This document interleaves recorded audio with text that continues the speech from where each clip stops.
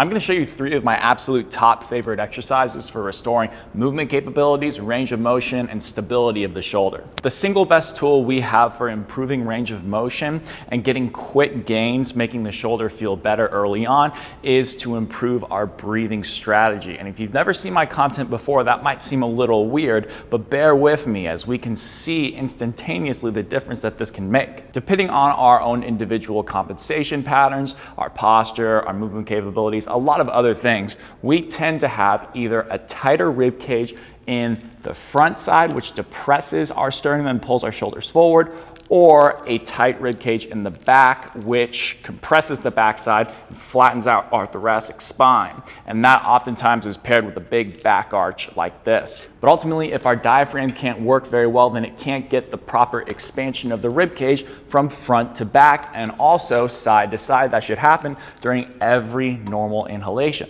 So if we're limited in our ability to get that, then we're going to have a very stiff rib cage, especially in certain areas more than others, depending on the person.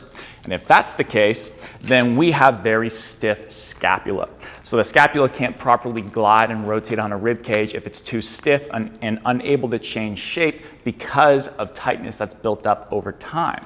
And if that happens, then our shoulder's not going to be able to move very well, because in order for us to get our arm to move properly, we need to have the scapula rotate relative to this humerus. So if this is jammed up, this is jammed up, but that's only happening because this is jammed up.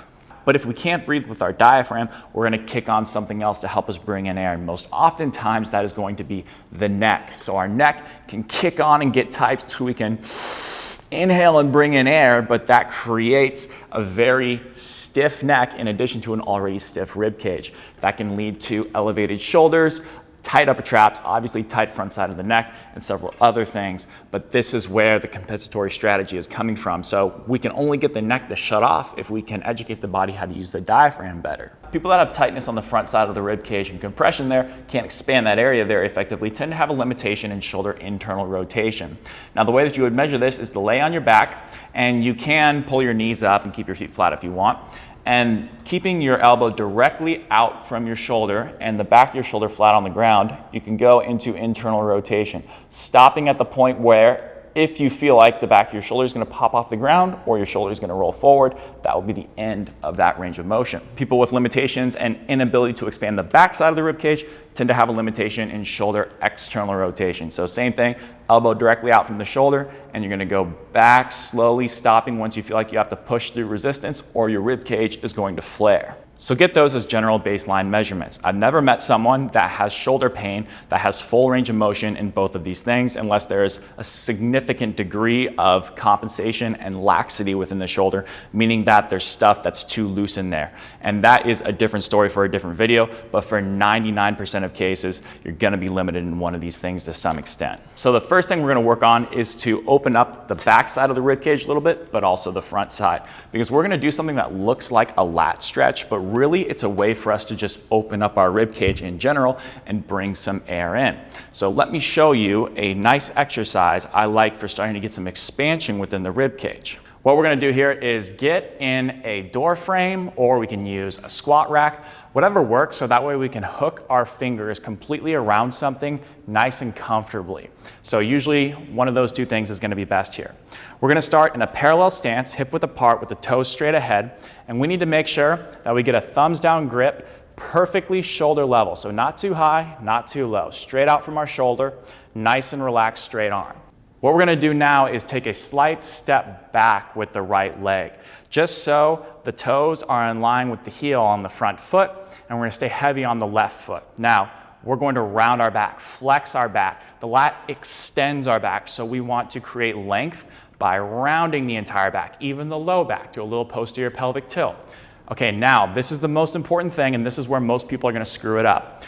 Keeping that rounded back, just subtly turn into it, just a little bit, and drop this left shoulder. Right there is all you need, all you need. And you're gonna feel a nice, but not overly intense stretch on that lat. And now you're gonna exhale through your mouth. Nice long sighing exhale, not but for 5 to 10 seconds. And you're gonna feel those left side abs engage, or the opposite side of the side you're stretching, because this side is more closed off now.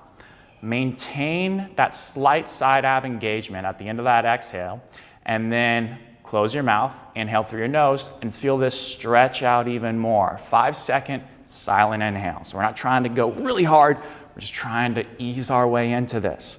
So again, very moderate lat stretch, little bit of a turn, keeping the back rounded the whole time.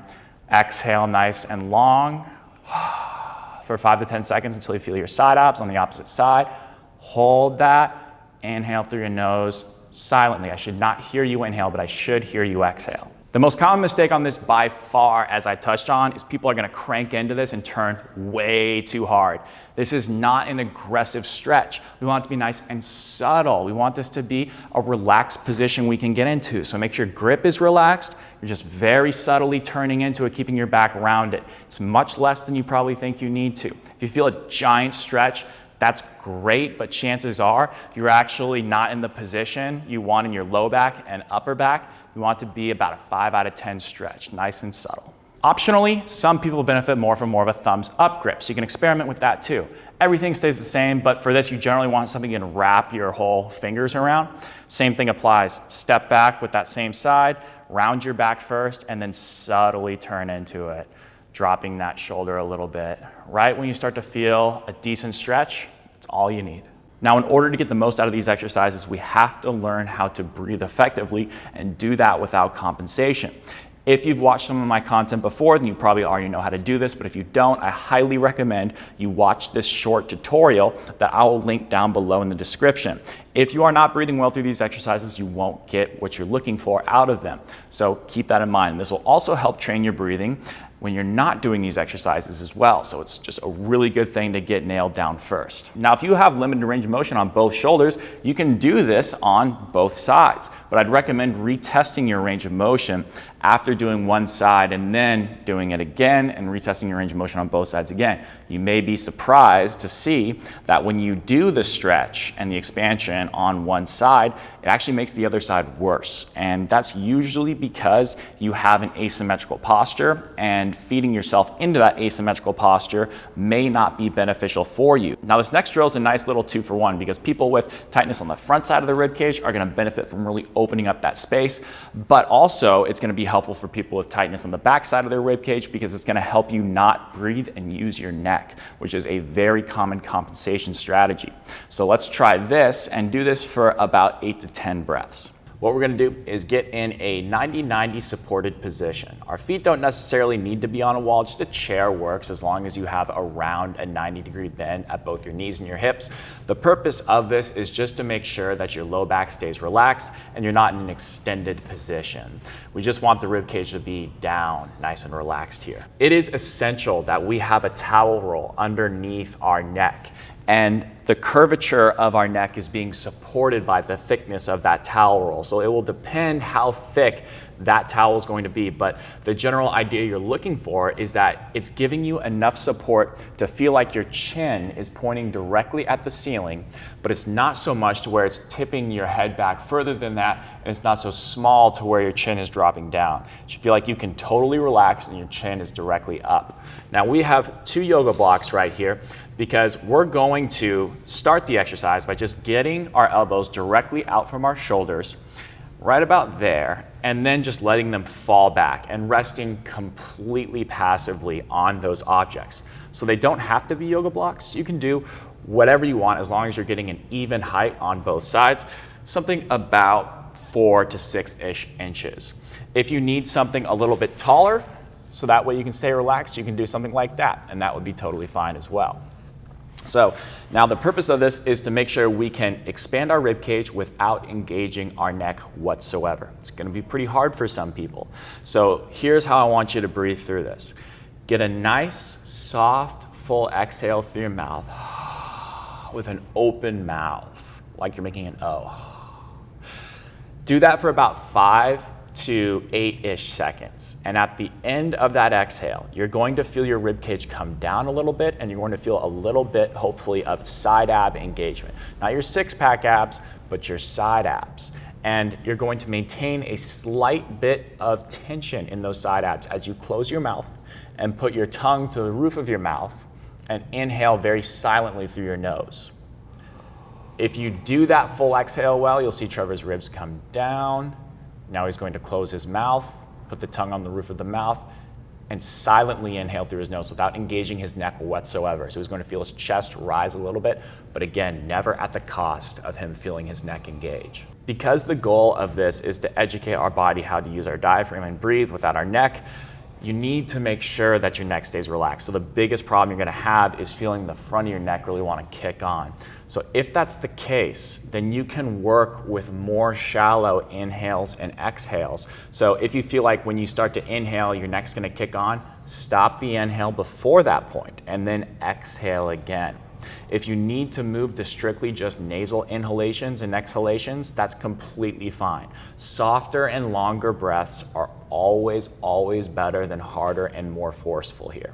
Some common things you might feel which indicate that you're using your neck is obviously tension on the front side, but also the traps raising up like that. Now you are going to get some movement of the chest rising towards the ceiling and the rib cage as a whole, but it should be up, not necessarily shrugging vertically. Now, we also want to make sure that our low back stays flat on the ground. So when you inhale, you should not lose that back flatness on the ground. If you're doing that, you might need to drag your heels down into that object, that chair a little bit. Your hamstrings will kick on a little bit, and that'll help you keep your back more flat. Now, if you like this type of approach, check out my shoulder health program. And this is a comprehensive approach to many types of shoulder issues. And it has strengthening exercises in there and also corrective exercises like you're doing here. And it's progressed over a series of 3 phases. You can check it out in the link down below. Now, the third and last thing we're gonna do is something involving a little bit more musculature. The biggest problem I see in many shoulder rehab settings, especially early on, is that they just try to address muscles right away, like the rotator cuff, like trying to get muscles in the back side of the rib cage to contract and pull the shoulders back better. And that's all good, but if your rib cage is too tight and compressed in the first place and you can't get proper scap movement coupled with the movement of your arm, then how are you going to train those muscles how to work on your rib cage effectively in the first place? So what we're doing here is decompressing this space, and now we're going to get the scap to move better with the arm in proper scapulohumeral rhythm, as we call it. We're gonna get in this position with our feet firmly on the ground, and we need to get diagonal to the cable machine. So you might need to play around a little bit with your body position to find what is most comfortable for you, but generally speaking, when Trevor, you go into that lateral raise, it's going to be in a pretty straight line diagonal above your head like that. That's the line you're looking for. Now, within Trevor's body, to ensure a good setup and nice body position throughout the lateral raise, we have a couple of things we wanna feel. We wanna feel within our feet, our inner heel and our first metatarsal head evenly on both sides. That doesn't mean he loses the outside of his foot, that's just where his bias is. Now, within his pelvis, he's gonna feel his PSIS, his posterior superior iliac spine, evenly on both sides. And that's gonna make sure his pelvis and lower body are in a great position. Now with the handcuff attachment on his wrist right here, he's gonna start down by his side, and we want the level of that cable to be pretty much in line, so it's pretty parallel with the ground there. And now maintaining those points, Trevor is going to, almost like he's drawing a sword out of a sheath, go overhead. So there will be some natural rotation of the arm, but he's going to stop once he feels like he's going to lose any degree of that PSIS contact or those foot contacts. He should feel his lateral side delt working pretty good as he does this. And he's gonna go down, and he's gonna slowly control it. Exhale as he goes back, inhale down. This is an option that we can use if we don't have a cable machine and a cuff attachment available to us. Some people will just have bands, and this is how you can do it. You want to grab a relatively light band. Now, it doesn't need to be so light that you don't have any tension on it, but it needs to be light enough to where you can go through this full range of motion and not really struggle more than about a 3 out of 10 to get into that end position here. So we need to angle ourselves so that way in this position we have a pretty straight line from this band attached to something like, it could be a rack or a pole, something stable, and it's going to go in a perfectly straight line through Trevor's forearm. And Trevor, if you could show him the end position right there. There we go. It's going to allow him to be in relatively a straight angle all the way through right there. I'd recommend doing this for about 10 to 12 slow reps, and make sure you're doing this within your active range of motion. Don't push yourself too much on this. You can always progressively increase the range of motion over time. For maximum results, I recommend doing 4 sets total daily at least, 2 in the morning and 2 at night, for the prescribed amount of repetitions I said earlier in the video. And I do recommend doing these in the order they were presented sequentially in this video.